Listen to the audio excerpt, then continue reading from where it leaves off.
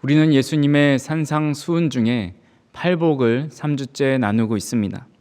첫 번째 팔복은 바로 심령이 가난한 자는 복이 있다 말씀하셨습니다. 심령이 가난하다라는 것은 영적 빈곤의 상태를 의미한다고 말씀드렸지요. 나는 주님의 은혜 없이는 절대 살아갈 수 없는 존재입니다 라는 고백을 가지고 살아가는 사람이 바로 영적인 빈곤 상태에 빠져 있는 사람입니다. 그 사람은 천국이 너희의 것이다 라고 말씀하는 천국을 소유하는 복을 갖게 됩니다. 그 다음에 애통하는 자는 복이 있다 라고 말씀하고 있습니다. 자신에게 하나님 나라에 들어갈 어떠한 가능성도 보지 못하였기 때문에 자신의 죄로 인하여 애통하는 겁니다. 그리고 애통하는 자는 하나님의 위로를 받게 되는데 하나님의 자녀로 삼아주셔서 구원해 주시는 위로입니다. 오늘은 세 번째로 온유한 자에 대해서 살펴보고자 합니다. 주님께서 말씀하시기를 온유한 자는 땅을 기업으로 받는다 말씀하고 있습니다. 근데 이 말씀은 모순된 말씀 같아 보입니다. 왜냐하면 일반적으로는 온유한 자가 땅을 차지할 수가 없기 때문이지요. 중국의 진시 황제는 여러 제후국을 무력으로 정복하여서 중국을 최초로 통일하였습니다. 북방의 침략에 대비하여서 만리장성을 축조하였습니다. 지금에야 중국의 상징이 되었지만 당시에 수많은 사람들이 만리장성을 쌓느라 극심한 노동에 시달려야만 했습니다. 진시 황제는 가혹한 형벌과 검열을 하였던 폭군이었지만 나라는 더 견고히 세우는 황제가 되었습니다. 러시아의 이반 4세는 러시아 최초의 황제입니다. 그가 즉위하여 영토를 많이 확장하였죠. 성 바실리아 성당을 건축하였고 많은 업적을 남겼지만 그는 심각한 정신질환으로 폭력적이고 가혹한 통치를 하였습니다. 심지어 자신의 아들마저 살해하였습니다. 이처럼 강력한 힘이 있어야 땅을 차지할 수 있습니다. 하지만 이 땅은 단순히 우리가 밟고 다니는 단어적인 땅만을 의미하지 않지요. 세상의 권력과 부를 상징하기도 합니다. 온유하면 이런 세상의 부와 권력을 차지하기가 쉽지 않습니다. 요즘 기사를 보면 한국의 한 대기업이 위기다라는 그런 보도가 나옵니다. 그 이유 중에 하나가 사내 문화 때문에 그 기업의 발전을 망치고 있다라는 기사를 보았습니다. 대기업의 한 관계자가 이런 인터뷰를 했습니다. 자신이 프로젝트 여러 개를 정말 열심을 다해서 팀원들과 했는데 나중에 평가를 받을 때 부서장 평가에서 낮은 점수를 받았다고 합니다. 그래서 자신의 상사에게 불려가서 왜 이런 점수를 받았냐고 이렇게 이야기를 들었다고 합니다. 그래서 이듬해는 직원들의 눈치를 보면서 업무를 줄였더니 다시 높은 점수를 받았다라고 합니다. 카리스마 있고 일을 잘하는 리더, 회사 입장에선 좋지만 이 직원 입장에서는 너무나도 힘이 든 겁니다. 이 직원은 좋은 게 좋은 거야 하면서 웃으면서 넘어가는 온유하고 또 이렇게 부드러운 리더십을 원한다라는 것이죠. 하지만 이런 문화 때문에 그 기업이 성장하지 못하고 앞으로 나아가지 못했다라는 그런 어려움을 겪고 있다는 기사를 보았습니다. 기업이 성장하고 발전하려면 온순하고 온유함보다 열정과 카리스마를 가지고 있어야 더 잘 성장할 수 있습니다. 우리 사자성어 중에 양육강식이라는 말이 있죠. 육식동물이 작은 동물을 잡아먹듯이 힘이 센 사람이 약한 사람을 밟고 일어나는 그런 모습을 의미합니다. 이 시대가 그런 양육강식의 법칙에 적용된 시대라는 겁니다. 그렇게 온유한 자가 땅을 차지하는 것이 아니라 용맹한 자가 땅을 차지할 수 있습니다. 온순한 사람이 성공할 수 있는 것이 아니라 악바리같이 근성을 가진 사람이 성공하는 시대입니다.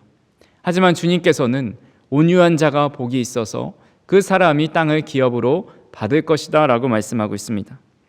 온유라는 말은 헬라어로 프라우스라는 말입니다. 이는 유순하고 온화하고 부드럽다라는 뜻을 가지고 있습니다. 이 말은 진정제, 산들바람, 길들여진 망아지를 묘사할 때 주로 사용됩니다.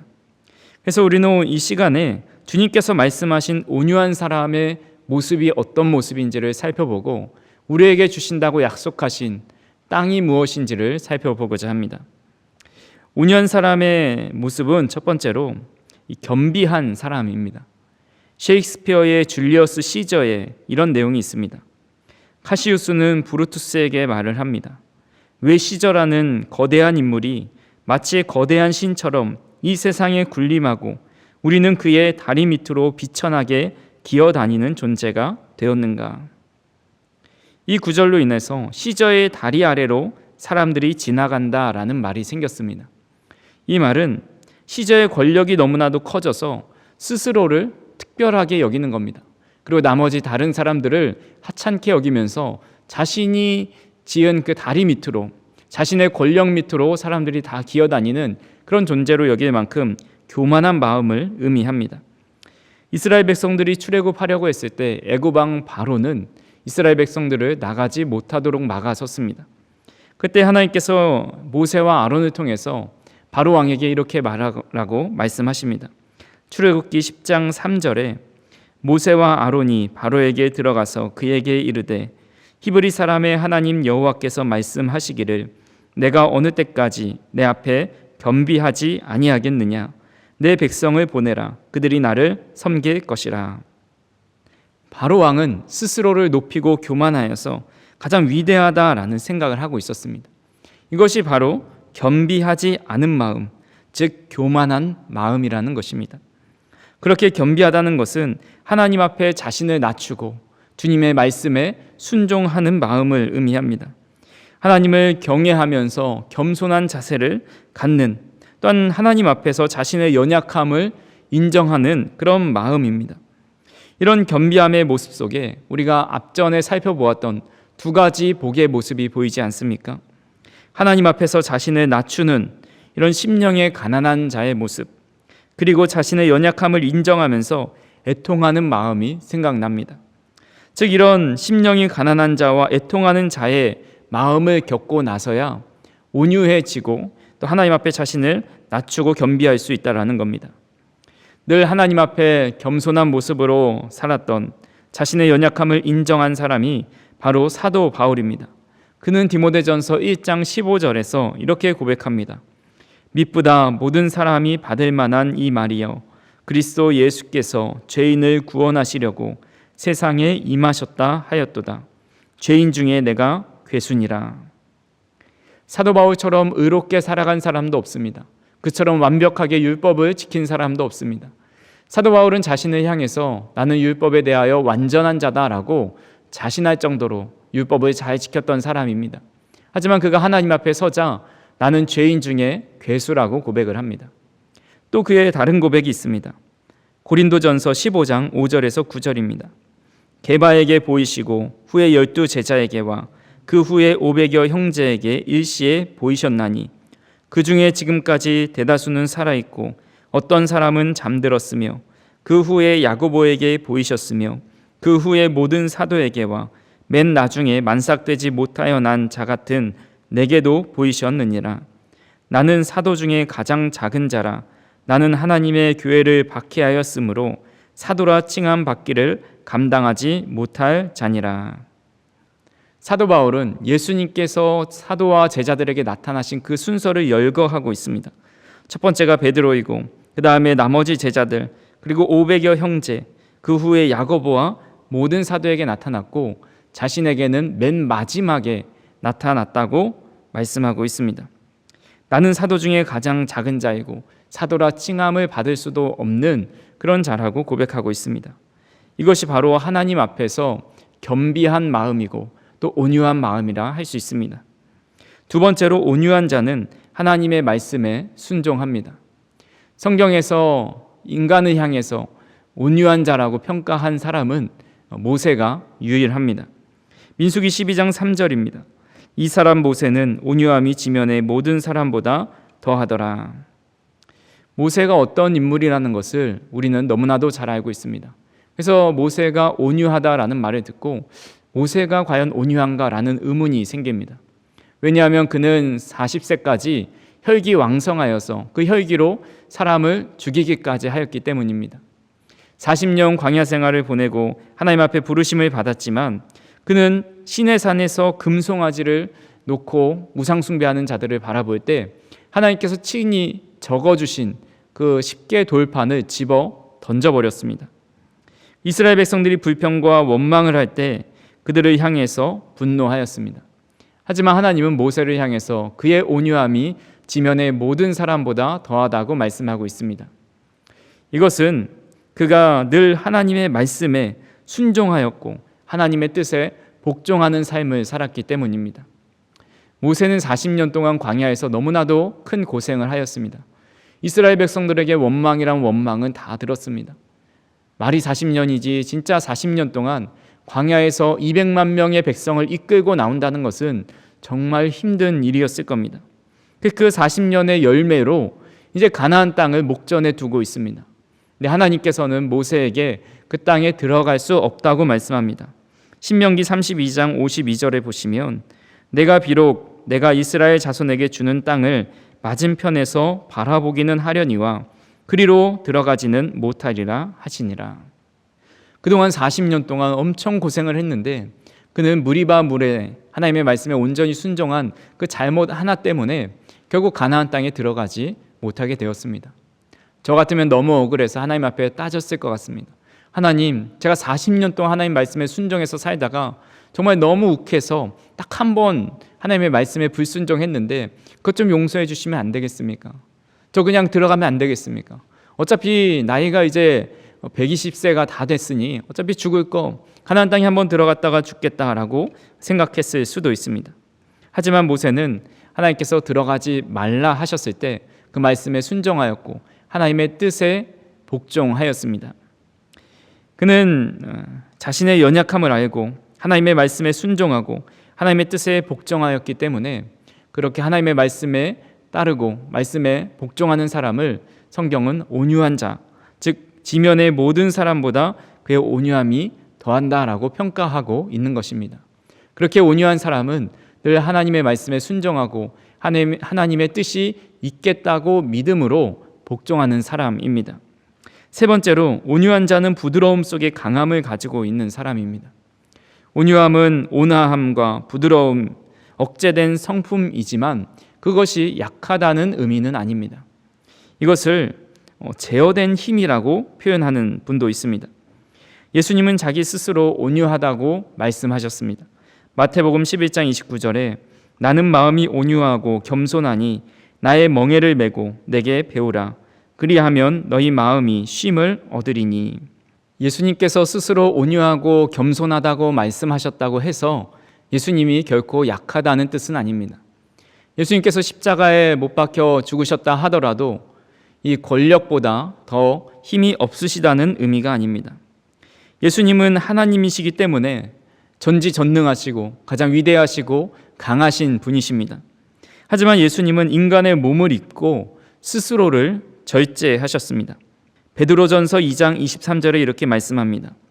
욕을 당하시되 맞대어 욕하지 아니하시고 고난을 당하시되 위협하지 아니하시고 오직 공의로 심판하시는 이에게 부탁하시며. 예수님은 자신을 욕하고 위협하는 자들에게 직접 힘으로 굴복시킬 수 있으셨지만 모든 것을 하나님 앞에 위탁하였습니다. 십자가에서 하나님의 아들이어든 내려와 봐라.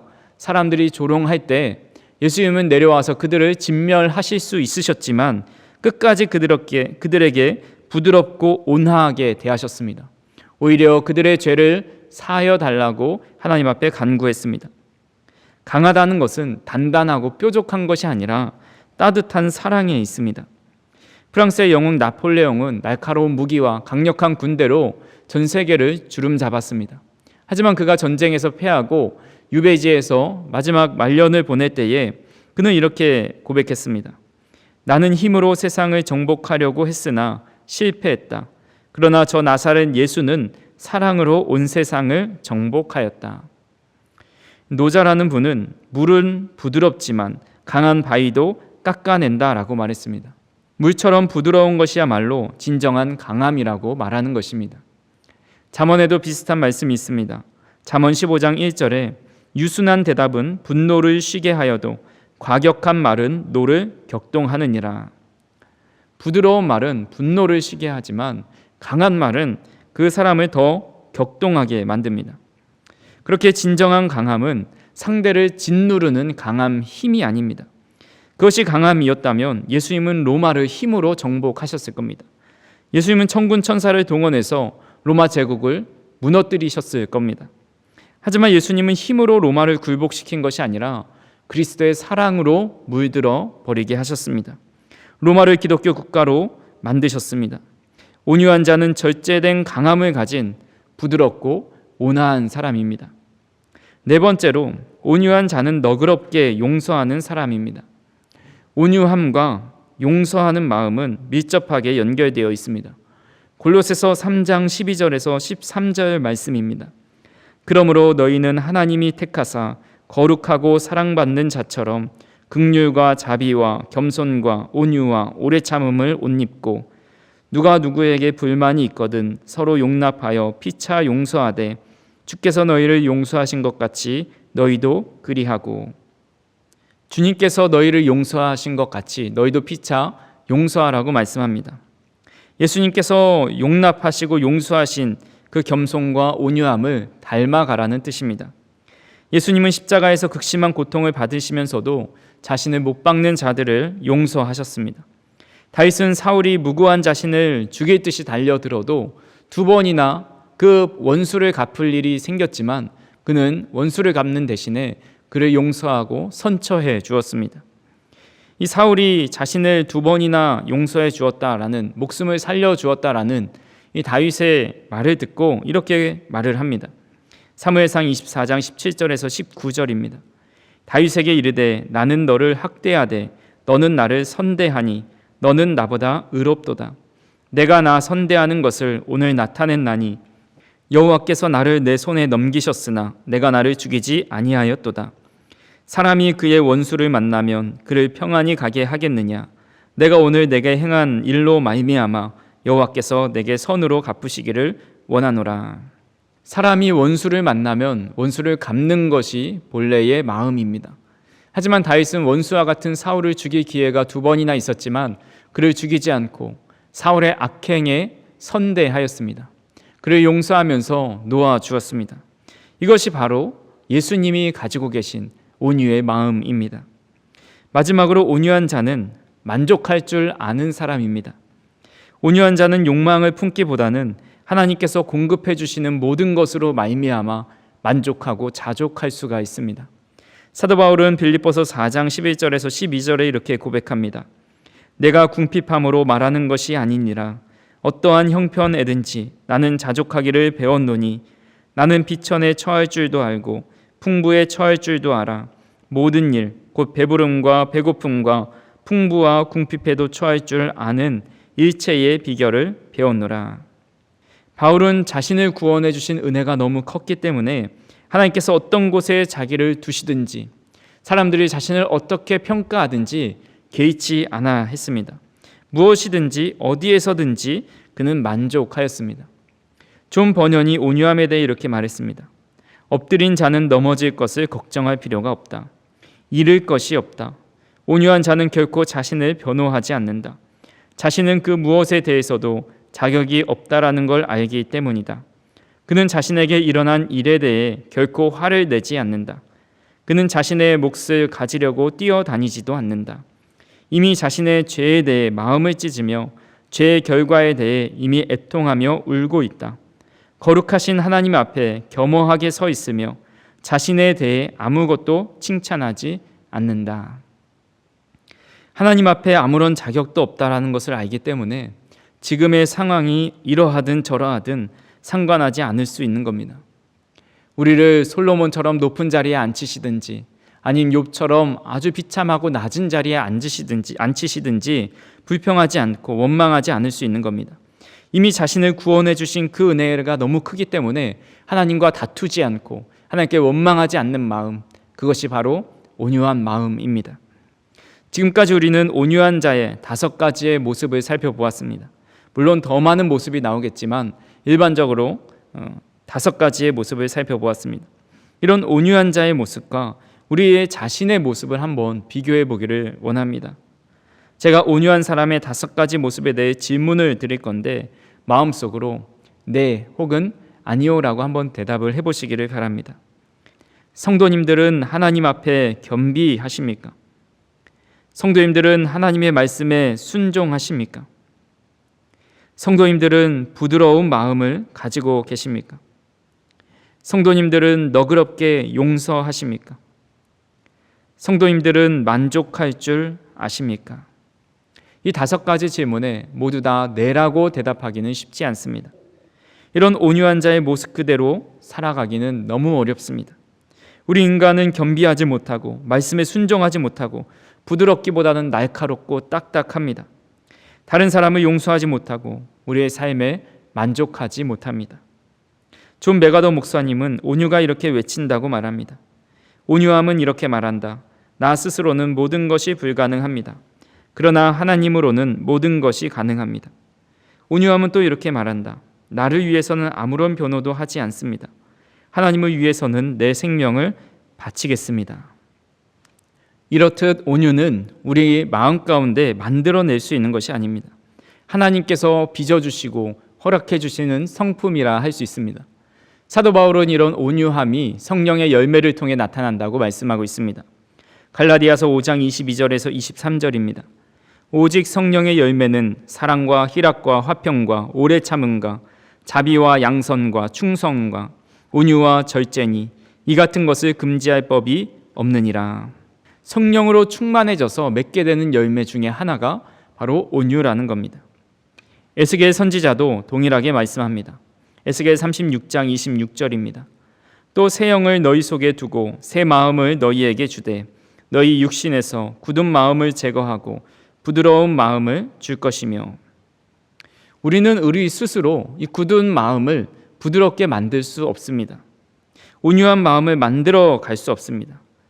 우리가 온유한 마음을 품을 수 있는 것은 하나님께서 우리에게 성령의 충만함으로 성령의 열매를 맺게 되어야 하고 우리의 굳은 마음을 다 제거해 주셔야 합니다. 그럴 때 온유한 마음을 소유할 수 있습니다. 간절히 바라기는 성령의 충만함으로 저와 우리 성도인들이 늘 온유하실 수 있기를 간절히 소망합니다. 우리 모두가 온유한 사람이 되어서 겸비하고 순종하고 부드러운 마음을 소유하고 용서하고 만족하는 삶을 살아갈 수 있기를 주님의 이름으로 축원합니다. 그렇다면 온유한 사람은 어떤 복을 받게 됩니까? 땅을 기업으로 받는다 말씀하고 있습니다. 땅을 기업으로 받는다는 말은 구약 성경에서 하나님께서 이스라엘 백성들에게 약속의 땅 가나안을 기업으로 나누어 주실 때 자주 사용되었던 말입니다. 근데 이 말이 아브라함에게 처음 해주셨지요. 창세기 17장 8절입니다. 내가 너와 내 후손에게 내가 거류하는 이 땅 곧 가나안 온 땅을 주어 영원한 기업이 되게 하고 나는 그들의 하나님이 되리라. 하나님은 아브라함과 후손들에게 영원한 기업으로 가나안 땅을 준다고 말씀하셨습니다. 그래서 이스라엘 백성들이 출애굽하면서 가나안 땅을 정복해 나아갈 때 정말 하나님의 말씀이 성취되는 것 같아 보였습니다. 하지만 시간이 지나고 나니까 그들이 살아가던 가나안 땅은 이방 나라로부터 다 빼앗기고 맙니다. 신약 시대에 와서는 로마에게 그 땅을 빼앗겼습니다. 만약에 하나님께서 영원한 기업으로 주신 그 가나안 땅이 이 세상의 땅이라면 하나님은 하나님의 약속을 스스로 지키지 못하시는 연약한 신이 되는 겁니다. 그렇게 하나님께서 주시는 영원한 기업은 우리가 밟고 다니는 이 세상의 땅이 아닙니다. 베드로후서 3장 13절에 이렇게 말씀합니다. 우리는 그의 약속대로 의가 있는 곳인 새 하늘과 새 땅을 바라보도다. 하나님께서 우리에게 상속해 주실 땅은 새 하늘과 새 땅을 의미합니다. 우리가 영원히 거하게 될 하나님의 나라입니다. 그렇기 때문에 우리는 온유할 수 있습니다. 이 세상에서 많은 것을 차지하지 않아도, 높은 곳에 올라가지 않아도, 남들에게 인정받지 않아도 우리 안에는 가장 귀한 보배가 담겨 있기 때문에, 하나님의 나라가 담겨 있기 때문에, 천국을 향한 소망이 담겨 있기 때문에 온유할 수밖에 없는 겁니다. 사도 바울은 이렇게 고백합니다. 고린도후서 6장 9절에서 10절입니다. 무명한 자 같으나 유명한 자요, 죽은 자 같으나 보라 우리가 살아있고, 징계를 받는 자 같으나 죽임을 당하지 아니하고, 근심하는 자 같으나 항상 기뻐하고, 가난한 자 같으나 많은 사람을 부요하게 하고, 아무것도 없는 것 같으나 모든 것을 가진 자로다. 아멘. 세상에서 우리를 볼 때 우리는 무명한 자 같고 죽은 자 같고 징계를 받는 것 같고 근심하는 것 같고 가난한 자 같고 아무것도 없는 것처럼 보입니다. 하지만 성경은 분명히 말씀하시기를 내가 모든 것을 가진 사람이다 라고 말씀하고 있습니다. 이것이 바로 우리가 유업으로 받을 땅, 하나님의 나라입니다. 그렇기 때문에 이 땅을 사는 우리는 세상의 일로 실망할 필요도 없고 두려워할 필요도 없고 염려할 필요도 없습니다. 그저 이 복이 현세에 일어나지 않는다 할지라도, 이 땅에서 많은 땅을 소유하지 않는다 할지라도 실망하지 말고 새하늘과 새 땅, 하나님의 나라를 이미 우리는 상속받았고 약속받았다라는 사실을 반드시 믿으실 수 있기를 바랍니다. 이 사실을 믿을 때에 우리는 세상의 일로 좌지우지하지 않고 늘 평온한 마음, 온전한 마음, 온유한 마음을 유지할 수 있습니다. 말씀을 정리합니다. 시편 149편 4절에 이렇게 말씀합니다. 여호와께서는 자기 백성을 기뻐하시며 겸손한 자를 구원으로 아름답게 하심이로다. 본문에서 겸손한 자는 온유한 자라 할 수 있습니다. 온유한 자는 구원을 받아 새 하늘과 새 땅을 차지하게 됩니다. 저와 우리 성도님들이 성령님을 통해 거듭나서 성령의 열매를 맺고 또 성령의 열매 중에 온유의 열매를 맺을 수 있기를 간절히 바랍니다. 그렇게 온유한 자에게 약속하신 영원하신 기업, 그 하나님의 나라의 땅, 새 하늘과 새 땅을 늘 소유하는 자와 같이 살아가는, 늘 자신감이 넘치고 당당하게 살아가는 저와 우리 성도님들이 되기를 주님의 이름으로 축원합니다. 사랑과 은혜가 풍성하신 하나님 아버지, 오늘도 성령을 통하여 우리를 온유한 자로 삼아주시니 감사합니다. 우리가 하나님 앞에 겸비하게 하여 주시고 하나님의 말씀에 순종하게 하여 주옵소서.